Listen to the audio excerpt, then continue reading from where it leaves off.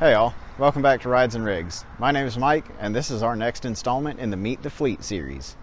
Today, we're going to talk about my 1986 Toyota Corolla, prominently known as the AE86 or Hachi Roku. I've recently retrieved this one from the backyard where it sat about 4 years waiting on a fuel pump. This car became a hot commodity after the 1998 release of the anime series Initial D.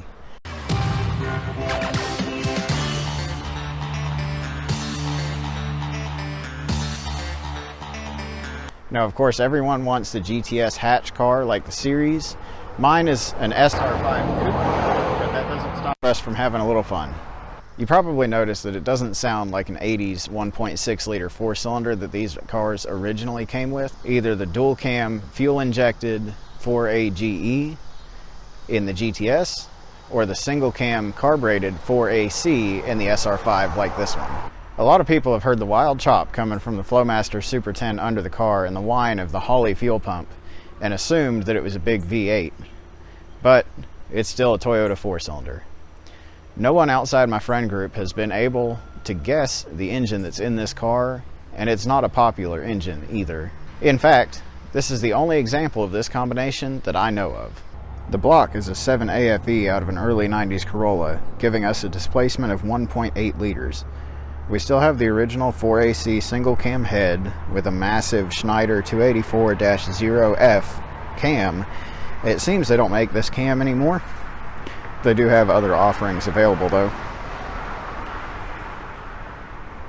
It's also topped with a Weber 3236 carburetor. Because the deck height is different between the 4A and 7A block, we did have to do a little bit of tinkering on the timing side.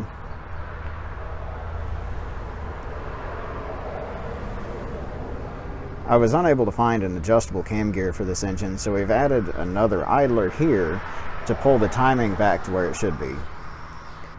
This idler pushes on the belt and adds a little bit of length on the driver's side here, pulling the cam back into spec. The way we rebuilt this engine, it has a compression ratio of nearly 11.5 to 1 and is fairly picky about the fuel we give it. You guys can see the body obviously is far from perfect. There is a couple of dents, scratches. Obviously it needs paint. For the most part though, this body is pretty straight. Very dirty. I've already cleaned off the back of this car. You can see where it was sitting under the trees back in the yard. The Walmart spray paint certainly didn't do any favors to this car, but it did make it mostly one color. We still have plenty to do with the body on this car. It will be getting fenders, over fenders in the rear, and a full aero kit, front and rear bumpers and side skirts.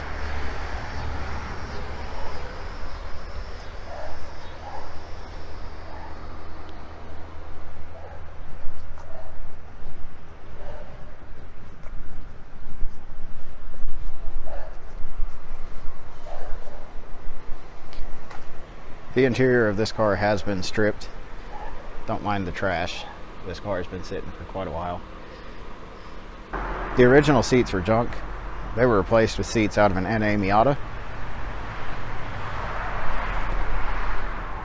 Like every 80s Toyota, the dashboard is cracked and torn. They are difficult to find, but I think we're going to try and refinish this one. I do intend to put an interior back in the front of this car. I'm not going to put a rear seat in it, but I am going to try and button up kind of the holes and just general messiness of this car here.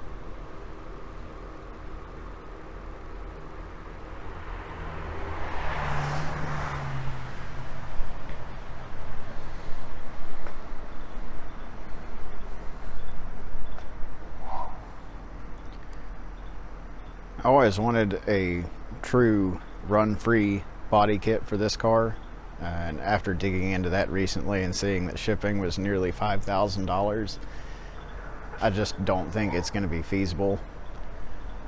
We may end up doing it at some point, but for the interim I think we're going to go with Duraflex.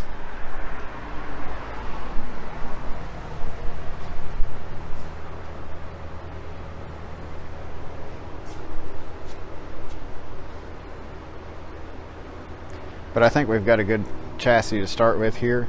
I have owned the car for about 10 years, and I've let it sit the last 4 years. I'm ready to get this thing done. Alright guys, I'm going to take you inside and show you a few things that we've done, things that we plan to do with this car. I hope you enjoy. This is when I originally picked up the car. Most part it was generally in this kind of condition. Not much to it. The previous owner was finishing the engine swap to the 7A block, and shortly after the first start, the day that I brought it home. I did tinker with it a little bit at first, getting timing plate in the rear. Did install an aftermarket steering wheel. I was young and dumb at the time. That was kind of a cheap one. This was shortly after we installed the new cam.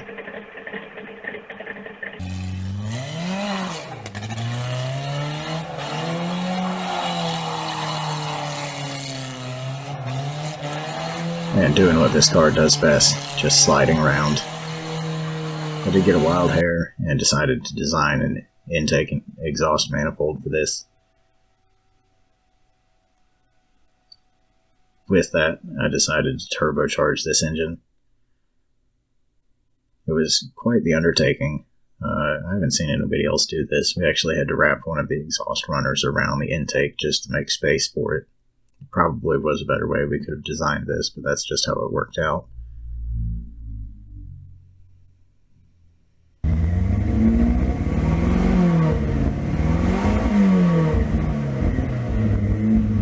Naturally, that didn't work well. You can see some of the carnage here after the fact.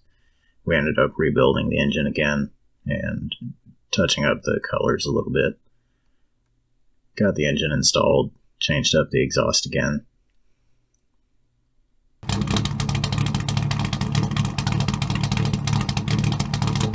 Then had the car dynoed.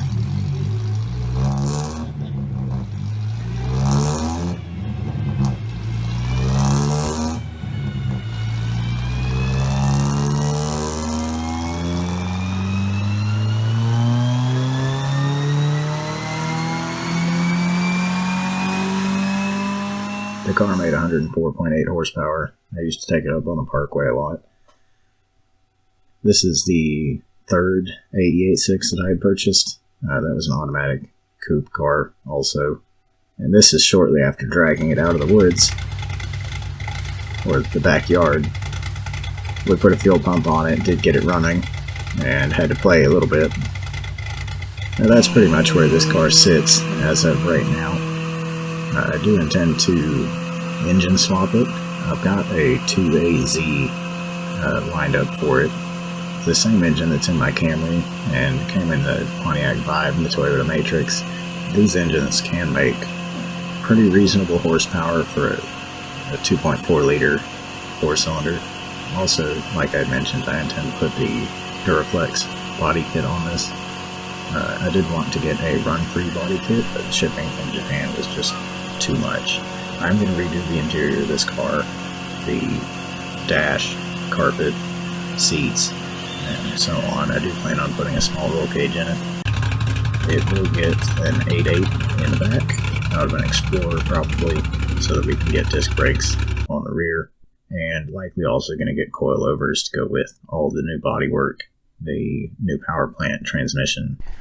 Alright guys, that's going to do it for this video. Let me know what you thought about the car and the plans. Hopefully we'll get on this thing pretty soon and start making some serious progress.